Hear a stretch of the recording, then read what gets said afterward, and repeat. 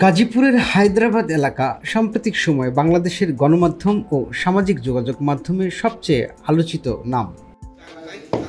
কারণ একটাই, এখানেই শুরু হয়েছিল ঘোড়ার মাংস বিক্রির নতুন এক অধ্যায়, যা শেষ পর্যন্ত প্রশাসনের হস্তক্ষেপে নিষিদ্ধ করা হয়েছে।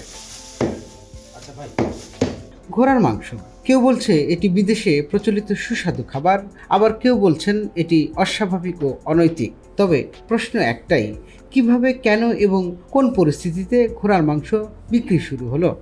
প্রশাসন কেন এটি নিষিদ্ধ করলো এবং এই ঘটনার সামাজিক প্রতিক্রিয়াই বা কেমন? আজকের বিশেষ প্রতিবেদনে জানাবো সেই গল্প।